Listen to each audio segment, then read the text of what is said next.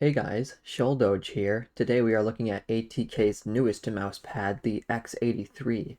The ATK was founded sometime in 2023 and released their first mousepad with the Kong coming out during mid of 2024. The mousepad we're looking at today, the X83, was released in late October of 2025 alongside the F1 V2. As suggested by the name, the X83 is meant to be ATK's take on Artisan's Key-83, though it doesn't seem to have the same honeycomb surface structure that it has, or at least not that I can clearly see. I bought the X83 officially on ATK's website in 490 by 420, which is the only size they offer. Now, moving on to the surface, looking at a macro shot, the surface weave of the X83 has a very tight and almost heat-pressed look to it, with a chaotic structuring that I can't quite say is similar to the Key-83, as I stated earlier, I couldn't find a honeycomb structure at all in the weave. The surface of the X83 has a generally smooth textured, yet almost grabby feeling, especially along the x-axis while moving. You certainly feel the texture of the surface on your skates, as I would say it falls somewhere between the Key-83 and the La Onda Blitz level of texture, as this not only feels a bit less rough than the Key-83, but also a bit more micro-textured than it as well. Seeing this is supposed to be ATK's Key-83, it only feels most appropriate to compare it to its predecessor. The X83 and the Key-83 do have differences in speed, as they feel similar when starting a movement, but the Key-83 does noticeably feel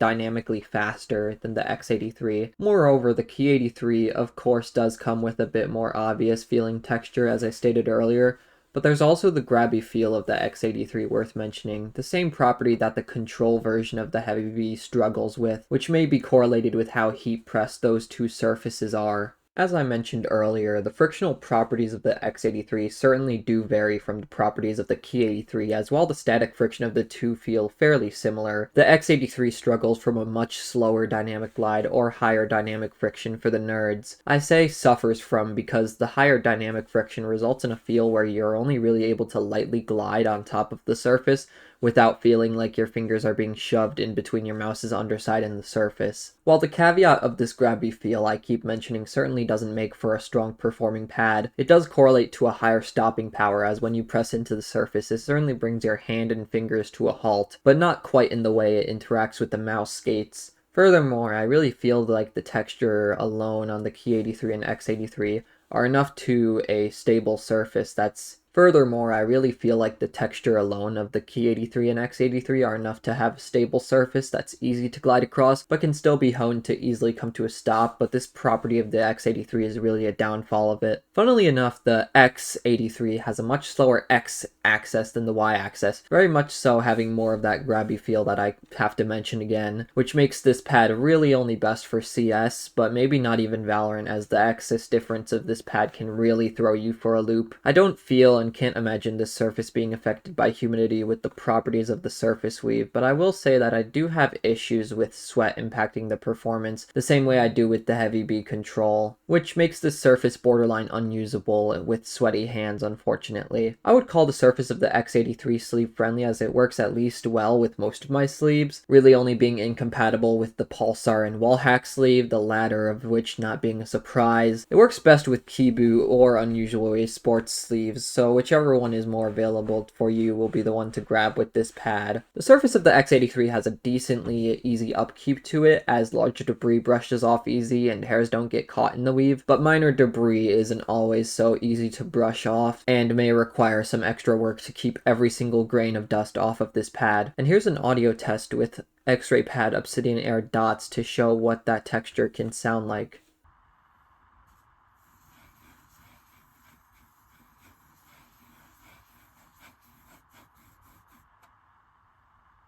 Moving on to the base, looking at the specifics, the base of the X83 comprises of a Poron polyurethane, which is the same base you can find on the Santali Cosmo. It is described as X-Soft by ATK, though I would say it places somewhere between X-Soft and Soft, leaning more towards X-Soft. The base certainly doesn't have a sticky quality to it, and it doesn't immediately adhere to the desk upon being placed, as you'll have to work it in before you can truly ensure it won't be moving at all. The X83 comes in at 5.1 millimeters thick when measuring the entire thickness of the pad with digital calipers, a millimeter thicker than the 4 millimeters that's listed on the website. Now, looking at the base properties, despite the soft to X-soft feeling of the base itself, it's certainly not overwhelmingly soft when pressing down on the surface. It actually feels more to be somewhere between soft and mid when you do. Overall, the properties of this base combined with its surface remind me of the plush feeling of an Artisan Hien Soft or LGG Neptune Pro Soft. The adherence to the desk is decent, but not strong enough to the point where it becomes impossible to slide around when it properly sits on the desk, as I can see the pad move a little when I move my hand while pressing into the pad. The rebound on the X83 is very quick coming back up and even has a decent amount of strength to it. The elasticity is a bit more on the stretchier side, to a point which makes it easy to press into, but still easy to glide across with its tighter surface weave, but it does get to a point while pressing in where it becomes significantly harder to press into the surface. Moving on to the stitching pattern reminds me of most of the stitching that Artisan soft pads follow, with a solid black color and stitching that rests below the surface of the pad but doesn't quite make contact with the desk. The stitching does mesh a little bit with the base on the underside, but overall the stitching remains very separate from the rest of the pad visually and physically. The stitching definitely feels more firm than the rest of the surface, which makes sense as I would assume this surface weave uses a lot of fabric to perform the way it does. As I mentioned earlier, the stitching does sit slightly below the surface to the point where you won't feel your mouse cross the edge with full skates, but a little bit with donut or dot skates. Moving on to quality, the surface of the X83 is not coated and doesn't feel any different to when I first used it. I can't find any places on the surface of the X83 where it feels faster or slower than others, though there is that large XY differential that I mentioned earlier. Most of the information on the ATK website can really vary from user to user, so I have no problems with most of it, except for the mention of balance between both axes, which is just straight up wrong with the X and Y differential I mentioned. There is a wax logo on the bottom right of the pad, which isn't too raised nor sticky, so you won't feel your mouse cross over it too much, especially with the texture of the surface, and I don't find it sticking at all to my skin either. It's very hard to tell if this surface weave even follows a pattern, so I'm not even going to try to see if it's perfectly aligned. Moving on to the quality of the base, besides the actual texture of the surface, I don't feel any bumps when sliding my hand along the surface that would stem from air pockets or changes in base height. The dimensions do fall just slightly short of the 49 by 42 centimeters listed on the website by maybe a fifth of the centimeter, but not enough to the point where I'd really have any concern at all about it. The base feels consistently the same plushness all the way around the pad, with the stitching being the only part that feels any more firm. Moving on to quality of the stitching is more on the less even side, as I do see variation from distance to stitch, and there is some variety in the depths of stitching around the edges. The implementation for where the stitching meets rests near the top left corner of the pad, sitting slightly below it, and doesn't cover too much distance, but there are some threads sticking out at each end. I don't see any fraying where I've placed my arm, and I don't suspect there to be any issues in the future, as I don't see any fuzz come up when I scratch at the edges with my fingernail. Moving on to customer experience, while ATK had better customer service in the past, I do have to say I've been very disappointed with the customer service from ATK this time around, as I had to ask the same question about their newer mousepad, the Sunny Rain, for upwards of 2 weeks before I got a straight answer. On top of this, they have yet to respond to the email I sent through their website. The community surrounding ATK is very active, as their Discord with upwards of 1,000 members is very lively, and ATK regularly hosts giveaways and special discounts through it. Additionally, their X account is also very active, and they regularly tease their upcoming products and host giveaways over on their socials as well. The purchasing experience with the X83 was easy enough, and while ATK can be inconsistent sometimes,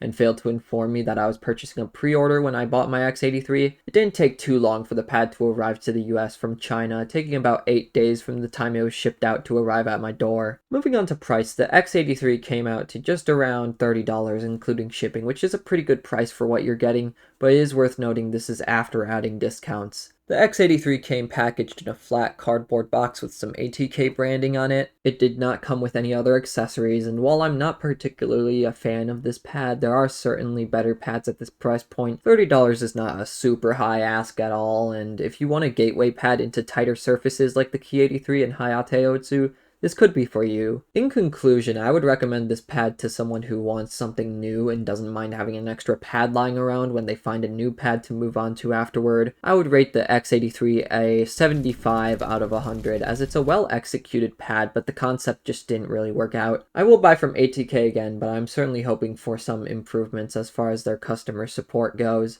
With all that being said, thanks for watching. Bye-bye.